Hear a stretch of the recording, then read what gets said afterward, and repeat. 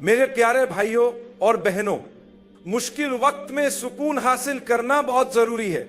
اس کے لیے ہمیں قرآن کی آیات کو دیکھنا چاہیے اور یہ جاننا چاہیے کہ اللہ تعالی جو سکون اور اطمینان کا مالک ہے ہمیں کیسے اس تک پہنچنے کا راستہ دکھاتا ہے۔ اگر ہم قرآن کی سب سے پہلی آیت پر غور کریں تو اللہ ہمیں فرماتا ہے بسم اللہ، یعنی اللہ کے نام سے۔ کچھ علماء کہتے ہیں کہ یہ سورہ الفاتحہ کا حصہ ہے، جبکہ زیادہ تر علماء کا ماننا ہے کہ یہ الگ ہے، لیکن اسے پڑھنا ضروری ہے۔ کسی بھی اہم کام کا آغاز بسم اللہ الرحمن الرحیم سے کرنا چاہیے، جس کا مطلب ہے اللہ کے نام سے۔ اس میں اللہ نے اپنی دو خاص صفات کو بار بار دہرایا۔ یہ دونوں رحمت یعنی مہربانی کی صفات ہیں۔ ایک وہ مہربانی جو سب کے لیے عام ہے، اور دوسری خاص مہربانی جو صرف ان لوگوں کے لیے ہے جو اللہ سے محبت رکھتے ہیں اور اس کی اطاعت کرتے ہیں۔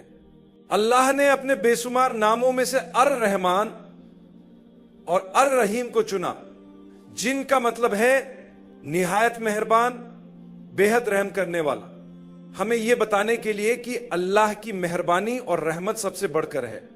اللہ فرماتا ہے اللہ کے نام سے جو بے حد مہربان، نہایت رحم کرنے والا ہے۔ یہ دونوں صفات رحمت سے نکلی ہے۔ اللہ چاہتا تو کوئی اور صفات بھی یہاں رکھ سکتا تھا، لیکن اس نے اپنی مہربانی اور رحمت کو چنا، کیونکہ یہی سکون کی سب سے بڑی علامت ہے۔ عام طور پر بسم اللہ کا ترجمہ کیا جاتا ہے اللہ کے نام سے جو بڑا مہربان، نہایت رحم والا ہے۔ اگر بسم اللہ الرحمن الرحیم کو سورہ الفاتحہ کا حصہ مانے تو اس میں بھی اللہ نے اپنی رحمت کو دہرایا ہے۔ اور پھر اللہ قرآن کو کس طرح شروع کرتا ہے؟ تمام تعریفیں اللہ کے لیے ہیں جو تمام جہانوں کا رب ہے۔ یہ اللہ کی حکمت ہے کہ قرآن کی ابتدا اپنی حمد سے کی، تاکہ ہمیں یاد رہے کہ سب کچھ اللہ ہی کے لیے ہے۔ جب آپ اللہ کی حمد کرتے ہیں تو آپ کو بہت سکون ملتا ہے۔ وہ لوگ جن کی زبانیں اللہ کے ذکر سے تر رہتی ہیں، جو اس کی حمد و ثنا اور اس کی بزرگی بیان کرتے ہیں، وہ کبھی گمراہ نہیں ہوں گے۔ تو اللہ تعالیٰ فرماتا ہے کہ وہی رب ہے، رب العالمین۔ یہاں عالمین سے مراد پوری مخلوق ہے، ابتدا سے لے کر انتہا تک۔ جو کچھ بھی اللہ نے پیدا کیا وہ سب اس میں شامل ہے۔ پھر اللہ فرماتا ہے الرحمن الرحیم۔ یہ حیران کن ہے کیونکہ ابھی ہم نے قرآن شروع ہی کیا ہے اور 2 مرتبہ الرحمن الرحیم سن چکے ہیں۔ ایک اور دلچسپ حقیقت یہ ہے کہ ہماری 5 وقت کی نمازوں میں ہمیں اس سورہ کو ہر رکعت میں دہرانے کا حکم دیا گیا ہے۔ یا تو ہم اسے خود پڑھتے ہیں یا سنتے ہیں، لیکن حقیقت یہ ہے کہ اسے نماز میں بار بار دہرایا جاتا ہے۔ ہمیں ہر روز اپنی نمازوں میں کہنا ہوتا ہے الحمدللہ رب العالمین الرحمن الرحیم۔ وہ کسی اور صفت کا انتخاب کر سکتا تھا، لیکن اس نے یہی صفت چنے تاکہ انہیں سب سے زیادہ دہرایا جائے۔ اسی لیے جب ہم مشکلات میں ہوتے ہیں تو یہی الفاظ ہمیں تسلی اور سکون عطا کرتے ہیں۔ میرے بھائیوں اور بہنوں، اگر اللہ آپ کے ساتھ ہے تو پھر آپ کو کسی چیز کی فکر کرنے کی ضرورت نہیں، لیکن اگر اللہ آپ کے ساتھ نہیں ہے تو وہ چیز بھی جو اچھی لگتی ہے پریشانی کا باعث بن سکتی ہے۔ اب دیکھیں اللہ اس کے بعد کیا فرماتا ہے، مالک یوم الدین، یعنی وہی روز قیامت کا مالک ہے۔ یہ دن ہم سب کے لیے سب سے بڑا دن ہوگا۔ قیامت کا دن جب لوگ بہت پریشان ہوں گے، جب سب کو فکر ہوگی کہ ان کے ساتھ کیا ہونے والا ہے۔ لیکن کیا چیز ہمیں اس دن سکون دے سکتی ہے؟ کیا چیز ہماری مدد کرے گی؟ اللہ نے اس سے پہلے اپنی رحمت، مہربانی اور بخشش کا ذکر کیا۔ گویا وہ ہمیں تسلی دے رہا ہے کہ دیکھو میں سب سے زیادہ مہربان ہوں، سب سے زیادہ بخشنے والا ہوں، اور میں ہی قیامت کے دن کا مالک ہوں۔ تو بس ہمیں اس دن کی تیاری کرنی ہے، اللہ سے معافی مانگنی ہے اور اس کی رحمت پر امید رکھنی ہے۔ اچھے طریقے سے تیاری کرو، اللہ سے کثرت سے مغفرت مانگو اور اس کی رحمت سے امید رکھو۔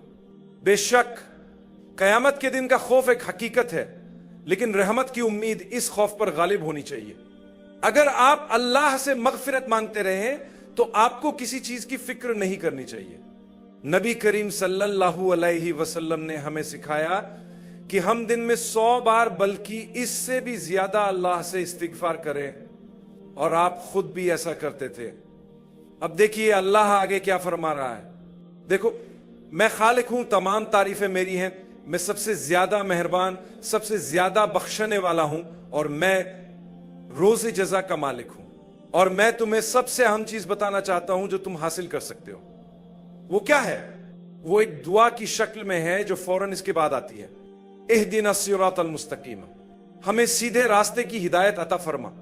اگر آپ کو ہدایت مل گئی تو آپ کو اور کسی چیز کی ضرورت نہیں، اور اگر آپ کے پاس سب کچھ ہے مگر ہدایت نہیں تو اصل میں آپ کے پاس کچھ بھی نہیں۔ اللہ تعالی ہمیں دعا سکھا رہا ہے، ہمیں سیدھے راستے کی ہدایت دے، لیکن اس سے پہلے وہ ایک بہت اہم بات ذکر کرتا ہے، کیونکہ وہ روز جزا کا مالک ہے۔ وہ چاہتا ہے کہ ہم صرف اسی کی عبادت کریں اور صرف اسی سے مانگیں۔ اس لیے ہم کہتے ہیں إياك نعبد وإياك نستعين، ہم صرف تیری عبادت کرتے ہیں اور صرف تجھی سے مدد مانگتے ہیں۔ یہ کتنا حیرت انگیز ہے۔ اور اس کے بعد ہم دعا کرتے ہیں ہدایت دے ہمیں سیدھے راستے کی، کیونکہ یہی سب سے پہلی مدد ہے جو ہمیں درکار ہے۔ اگر مجھے ہدایت مل جائے، میں صرف اللہ کی عبادت کروں، اسی سے مانگوں، اس کی رحمت پر یقین رکھوں، جان لوں کہ وہ روز جزا کا مالک ہے، اس سے مغفرت طلب کرتا رہوں، اور نبی کریم صلی اللہ علیہ وسلم کی سنت پر عمل کروں، تو مجھے کسی چیز سے ڈرنے کی ضرورت نہیں۔ جو کچھ ہوتا ہے وہ اللہ کے حکم سے ہوتا ہے۔ اور اسی لیے آگے فرمایا گیا، ان لوگوں کے راستے پر چلا جن پر تیرا انعام ہوا، نہ ان کے راستے پر جن پر تیرا غضب نازل ہوا، اور نہ ان کے راستے پر جو گمراہ ہو گئے۔ اللہ ہمیں بتا رہا ہے کہ اگر تم گمراہ ہو گئے تو تمہاری ساری کامیابی بے فائدہ ہے۔ اگر تم نے اللہ کا غضب کما لیا تو تم نے سب کچھ کھو دیا۔ شیطان کو کبھی اپنے اوپر غالب نہ آنے دیں کہ وہ آپ کو یہ سوچنے پر مجبور کرے کہ آپ اللہ کی رحمت سے بہت دور جا چکے ہیں۔ اب اگلی سورت دیکھیں۔ اللہ سورہ البقرہ میں فرماتا ہے الف لام میم، اس کے معنی اللہ کے سوا کوئی نہیں جانتا۔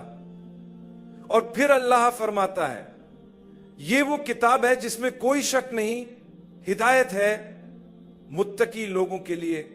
اب متقی کون ہے؟ اللہ انہیں بہت خوبصورت انداز میں بیان کرتا ہے۔ وہ لوگ جو غیب پر ایمان لاتے ہیں، نماز قائم کرتے ہیں، اور جو کچھ ہم نے انہیں دیا ہے اس میں سے خرچ کرتے ہیں۔ تو جب اللہ نے آپ کو کچھ دیا، آپ اسے دوسروں کے ساتھ بانٹیں، نماز قائم کریں۔ یہ وہ آسان طریقے ہیں جن سے آپ مشکل وقت میں بھی سکون حاصل کر سکتے ہیں۔ لیکن یہ سب کیسے ممکن ہوگا؟ جب آپ تقوی اختیار کریں گے، یعنی اللہ سے اپنا تعلق درست کریں گے، اس سے محبت کریں گے، اس کی ناراضگی سے بچیں گے، اور اس کے عذاب سے ڈریں گے۔ اللہ فرما رہا ہے کہ جو لوگ اس کتاب سے رہنمائی حاصل کرنا چاہتے ہیں، انہیں اللہ کے ساتھ صحیح تعلق قائم کرنا ہوگا۔ ورنہ کئی لوگ اس کتاب کو پڑھتے ہیں لیکن ان کے دل پر کوئی اثر نہیں ہوتا، ان کی زندگی نہیں بدلتی۔ آئیے ہم اللہ سے مدد طلب کریں، نماز قائم کریں، اس کی دی ہوئی نعمتوں میں سے خرچ کریں، اور اس پر کامل ایمان رکھیں۔ انشاءاللہ اللہ ہمیں ہر مشکل میں سکون عطا فرمائے گا۔ وہی ہمیں مشکل وقت میں تسلی اور راحت دینے والا ہے، اور وہی ہمیں حقیقی کامیابی عطا کرے گا۔